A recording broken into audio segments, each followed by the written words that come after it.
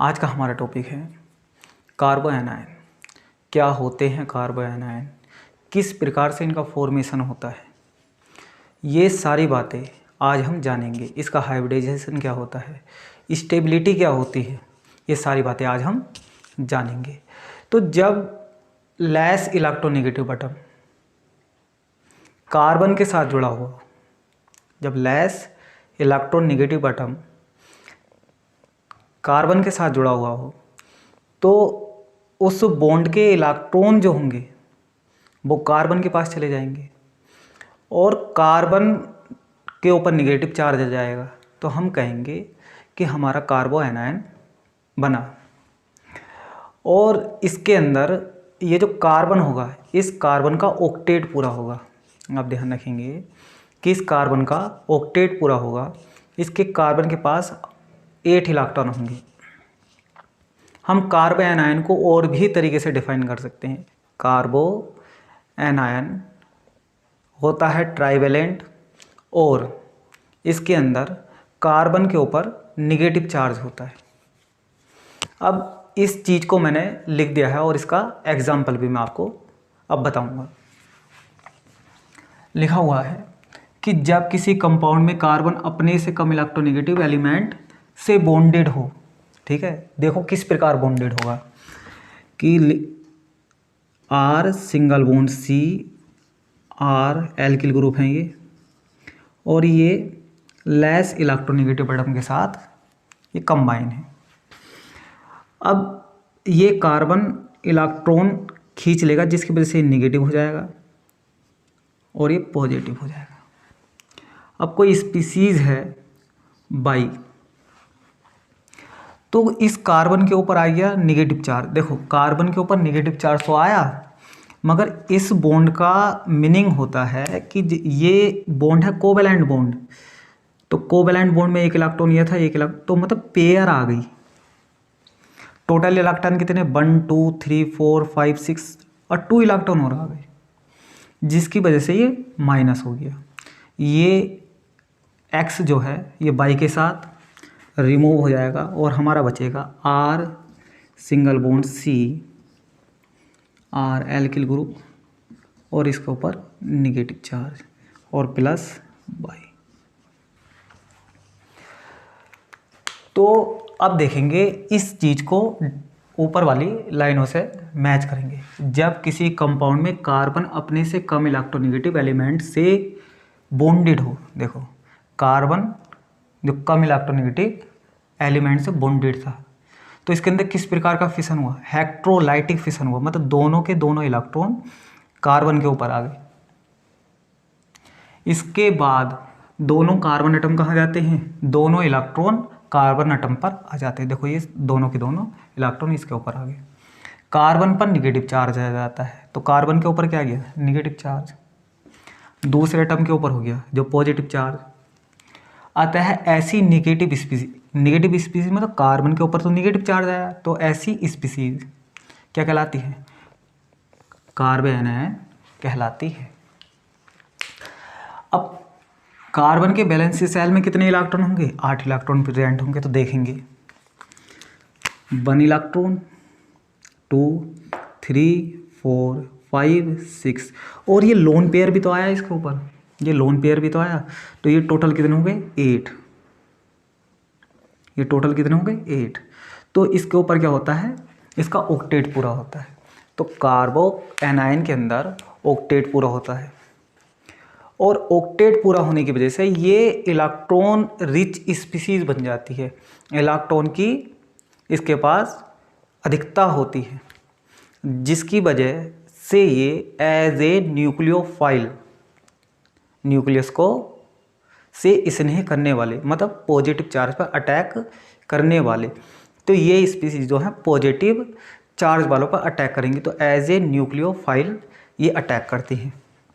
तो ये क्या हुआ, तो मैंने लिख दिया है, और ये इंपॉर्टेंट लाइन है कि कार्बन के वैलेंसी सेल में 8 इलेक्ट्रॉन जो प्रेजेंट होते हैं, अतः यह न्यूक्लियोफाइल की तरह बिहेवियर शो करता है। अतः यह जो किसकी तरह काम करता है, न्यूक्लियोफाइल की तरह बिहेवियर शो करता है।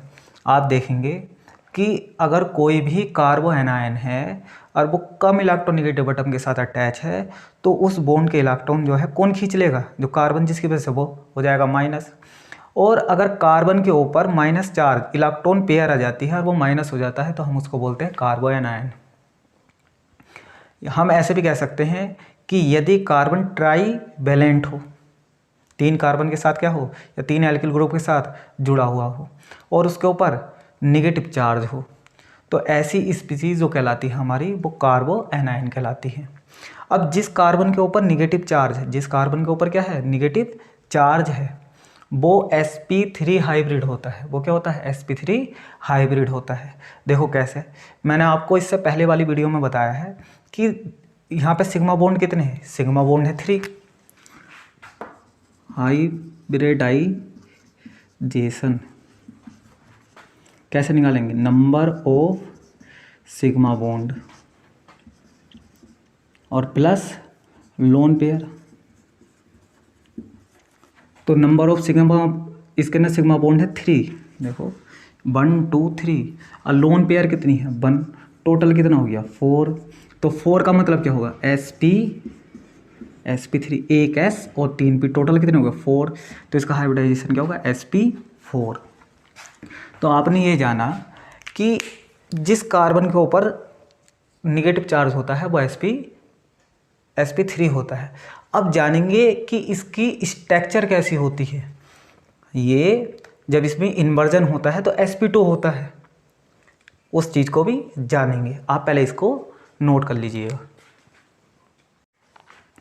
अब तक मैंने आपको ये बताया कि कार्बन के अंदर यदि कार्बन के ऊपर नेगेटिव चार्ज है तो उसके ऊपर हाइब्रिडाइजेशन होगा sp3, और यदि उसके अंदर रेजोनेंस जैसी कंडीशन होती है, यदि उसके अंदर रेजोनेंस जैसी कंडीशन होती है तो उस समय उसके अंदर हाइब्रिडाइजेशन होगा sp2। देखो यदि लिखा हुआ है CH2 double bond CH single bond CH2, तो ये वाला माइनस डिलोकेलाइज होगा। डिलोकेलाइज्ड का मतलब होता है जो लोक ना हो, जो घूम सकता हो यानी चल फिर सकता हो, उसको हम बोलेंगे डिलोकेलाइज। जिस समय कार्बन के ऊपर नेगेटिव चार्ज हो, डिलोकेलाइजेशन उसके अंदर होता है, उस समय होगी sp2। यदि कार्बन के ऊपर नेगेटिव चार्ज है और वो डिलोकेलाइजेशन उसके अंदर नहीं होता तो उस समय होगी sp3। अब हम देखेंगे कि कार्बन के ऊपर अगर डिलोकेलाइजेशन नहीं होता है, मतलब अगर कार्बन के ऊपर नेगेटिव चार्ज है और डिलोकेलाइजेशन जैसी कंडीशन नहीं है, उस समय sp3 होगी उसके अंदर कंडीशन। अगर डिलोकेलाइजेशन है तो उसके अंदर sp2 होगी। अब हम जानेंगे कि स्ट्रक्चर को हमें कैसे लिखना है। तो आपको स्ट्रक्चर के अंदर ज़्यादा आपको परेशान होने की ज़रूरत नहीं है, बहुत ही सिंपल है। आप स्ट्रक्चर देखें और स्ट्रक्चर के बारे में ही लिखते चले जाएं। जैसे ये स्ट्रक्चर है तो कार्बन के ऊपर क्या है निगेटिव चार्ज है, तो सेंटर कार्बन जो होता है उसके ऊपर sp3 हाइब्रिडाइजेशन होता है क्योंकि इसके अंदर डिलोकेलाइजेशन नहीं है, ठीक। और इसके अंदर 3 सिग्मा बॉन्ड होते हैं, ये सिग्मा बॉन्ड है, ये सिग्मा बॉन्ड है और ये सिग्मा बॉन्ड है, ठीक। और एक इसके अंदर sp3 हाइब्रिड ऑर्बिटल होती है जिसके अंदर लोन पेयर होते हैं। यही लिखा हुआ है कि जो कार्बो एनायन में centre carbon atom sp3 hybrid होता है, इसमें 3 sp3 hybrid orbital 3 sigma bond बनाते हैं और एक sp3 हाइब्रिड ऑर्बिटल में लोन पेयर होते हैं। इसकी स्ट्रक्चर जो होगी वो होगी टेट्राहेड्रल। इसकी स्ट्रक्चर कैसे होगी, इसकी स्ट्रक्चर टेट्राहेड्रल या ट्राइगोनल पिरामिडल। इसका बॉन्ड एंगल की बात कर लेते हैं कि बॉन्ड एंगल क्या, कि बॉन्ड एंगल डिपेंड करेगा सब्स्टिट्यूएंट पे, इसके प्रतिस्थापी के ऊपर। अब बात आ जाती है कि sp2 जब होती है तो इसके अंदर इन्वर्जन होता है और इन्वर्जन से फिर से वो sp3 में आ जाती है। देखो यहाँ है sp3 और यहाँ पे sp2 हुआ और उधर क्या हो गया sp2 फिर से sp3। देखो हुआ क्या, ये मान लेते हैं कि ये है सिग्मा बॉन्ड, यहाँ पे कार्बन है। तो इस समय इसकी शेप ऐसी है। जैसे ही थोड़ा कार्बन आएगा नीचे तो इसकी शेप ऐसी हो जाएगी, और जैसे ही अगर ये ऊपर नीचे की तरफ आएगा माइनस तो ये इन्वर्जन हो जाएगा, उल्टे हो जाएंगे। यही चीज़ दिखाई है कि यहाँ पे माइनस है तो sp3 है। अब जैसे ही थोड़ा नीचे आता है तो ये sp2 हो जाता है, और जैसे ही अगर कार्बन ये जो लोन पेयर है इसके नीचे जाएगा तो इसका इन्वर्जन हो जाएगा। यहाँ पे क्या दिखाया गया है? इन्वर्जन दिखाया गया है। तो आपको ये याद रखना है कि कार्बोएनायन के अंदर कार्बन के अंदर डिलोकेलाइजेशन नहीं होता तो sp3 हाइब्रिडाइजेशन होता है। अगर डिलोकेलाइजेशन होता है, रेजोनेंस जैसी कंडीशन होती है, तो उस समय sp2 होता है। 3 सिग्मा बॉन्ड होते हैं, और 3 सिग्मा बॉन्ड होने के बाद एक उसके अंदर sp3 हाइब्रिड ऑर्बिटल होता है जिसके अंदर लोन पेयर होते हैं, और इसके अंदर इन्वर्जन होगा तो पहले sp3 फिर sp2 फिर sp3 हो जाएगा। आप इसे नोट कर लेंगे। अब देखेंगे, अब बात आ जाती है कि टाइप ऑफ कार्बोएनायन की, कार्बोएनायन के क्या टाइप होंगे। अब हम इसके टाइप की बात कर लेते हैं। तो 3 प्रकार के होंगे, एक तो होंगे 1 डिग्री, 2 डिग्री और होंगे 3 डिग्री। एक तो प्राइमरी, सेकेंडरी और होंगे टर्सरी। तो कौन प्राइमरी होंगे, कौन सेकेंडरी और कौन टर्सरी, और हम उनका आइडेंटिफिकेशन कैसे करेंगे, हम उनको पहचानेंगे कैसे, तो ये देखना है। अगर लिखा हुआ है CH3 सिंगल बॉन्ड CH2 के ऊपर माइनस, तो जिस कार्बन के ऊपर माइनस है अगर वो डायरेक्ट एक के साथ अटैच है तो उसको बोलेंगे 1 डिग्री। यदि लिखा हुआ है CH3 single bond CH2 single bond CH2 minus, तो कार्बन एक के साथ ही तो अटैच है डायरेक्ट, तो भी हम इसको बोलेंगे 1 डिग्री, यानी प्राइमरी कार्बो एनायन। क्या बोलेंगे? कार्बो एनायन।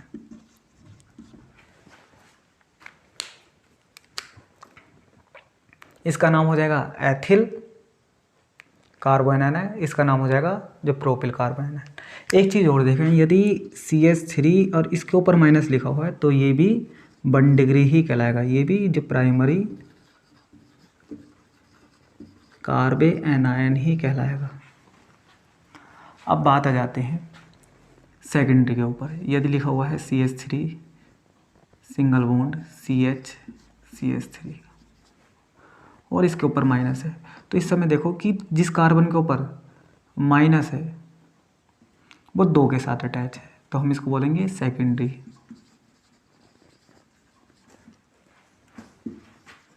कार्बो एनायन।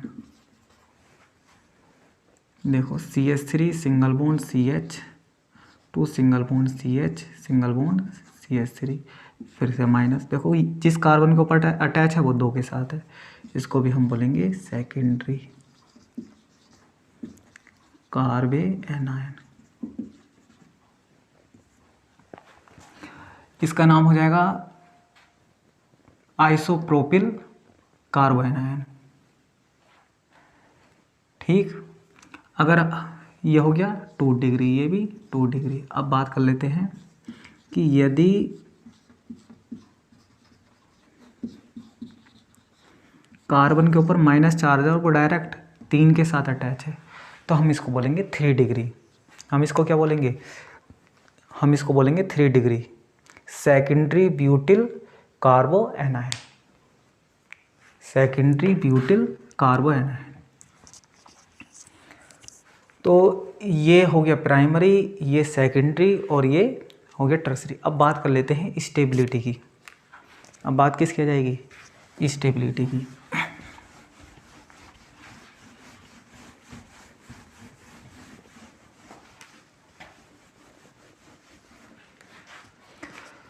तो यदि लिखा हुआ है